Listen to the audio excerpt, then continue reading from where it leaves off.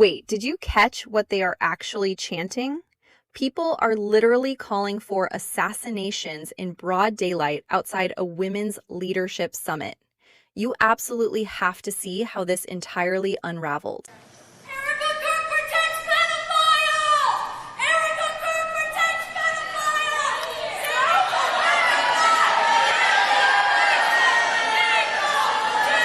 It's important to remember that happiness comes and goes, and I pray that you find it.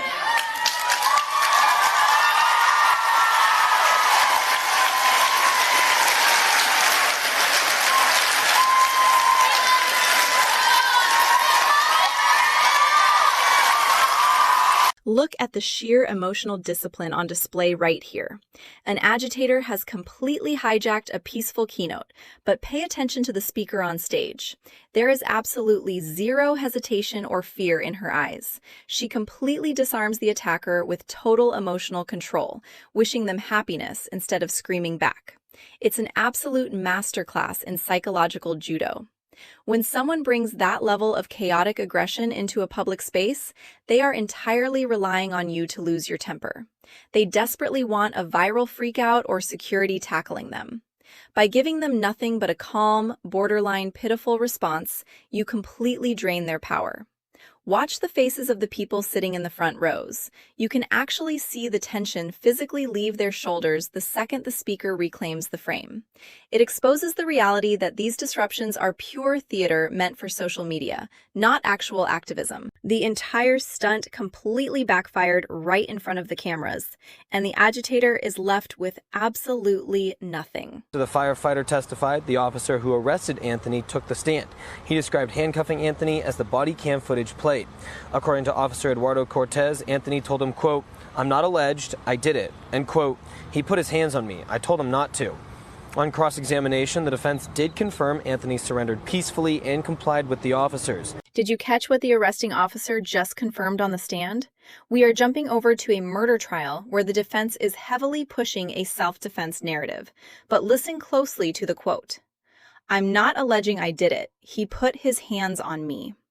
That body cam testimony is an absolute bombshell for the prosecution. Why? Because the tone of his voice completely undercuts the idea of a terrified victim fighting for their life. The defense is desperately trying to push the narrative that the suspect was crying, but the officer brutally shuts that down on cross-examination.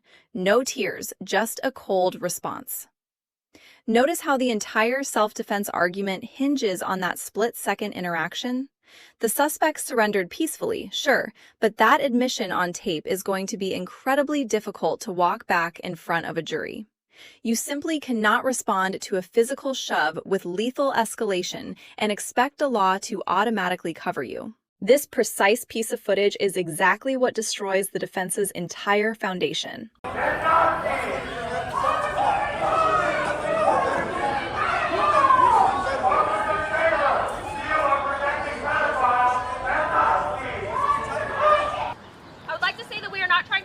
Violence against any of these women. This is a form of indoctrination. We are not trying to harm them, but we are trying to be as loud as possible to bother the convention.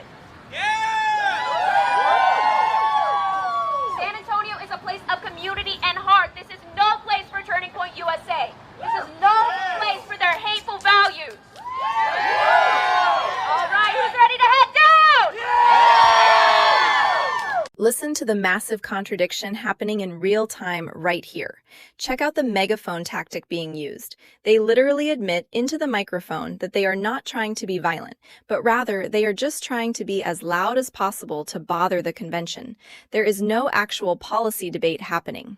Notice the posture of the people holding the banner. They aren't looking to have a conversation or change minds. They are actively trying to shut down a gathering of women who hold different political beliefs. The irony is completely staggering.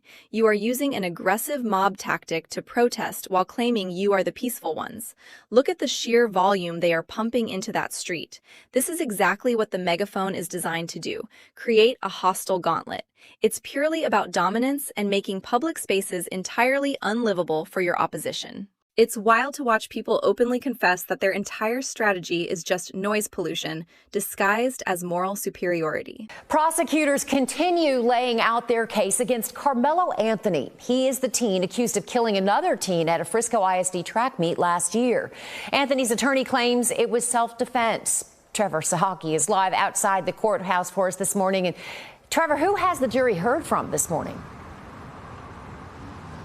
Well, Karen, so far we've heard from first responders as well as law enforcement officers who responded to the stadium for the stabbing. This has included a Frisco firefighter as well as several Frisco police officers. We also got to see body camera footage of Anthony's arrest. Now, that firefighter, he described in some graphic detail the state of Austin Metcalf's body after the stabbing. Metcalf's father put his head in his lap, and his mother wiped away tears at that point in the trial. Now, this case revolves around a confrontation between Anthony and Metcalf at a Frisco ISD track meet last April. Authorities say Anthony stabbed Metcalf, but Anthony says it was self-defense. Here is the exact moment the mask completely slips on the megaphone. Did you hear that? The speaker is literally dictating who is allowed to exist in the city, claiming San Antonio is no place for these women or their values. Look at the sheer entitlement required to stand on a public street and act as the moral gatekeeper for an entire metropolis. Notice how the crowd completely eats it up. They are entirely convinced that their subjective political opinions give them the absolute authority to banish people they disagree with. It's a terrifying mindset when you really break it down. When you start labeling your political opponents as inherently hateful, you subconsciously give yourself permission to treat them with absolute cruelty. Watch the body language of the person speaking. It is entirely rigid and authoritative. They aren't protesting. They are trying to dictate terms of surrender. This is what happens when extreme tribalism completely replaces basic civic engagement.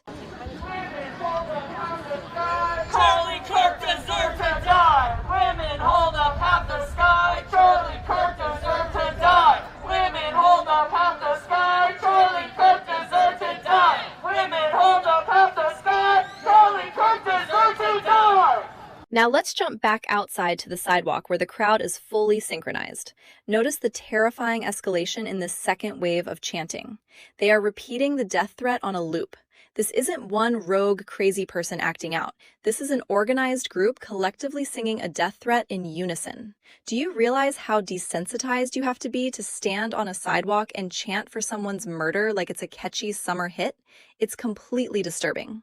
Notice how relaxed their body language is while saying something so universally dark. They are completely convinced they hold the moral high ground, which makes the whole situation 10 times more dangerous.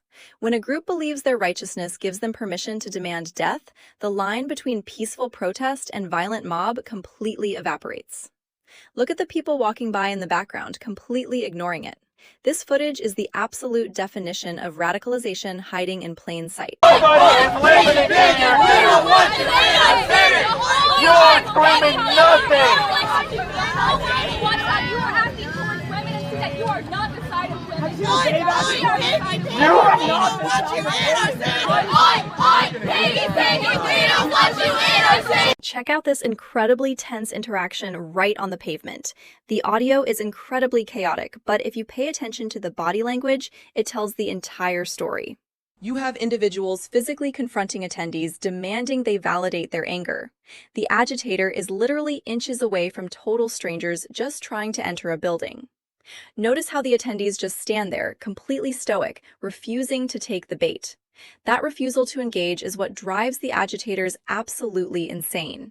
They are entirely reliant on the feedback loop of outrage. When you deny them that explosive reaction, their entire strategy completely short-circuits.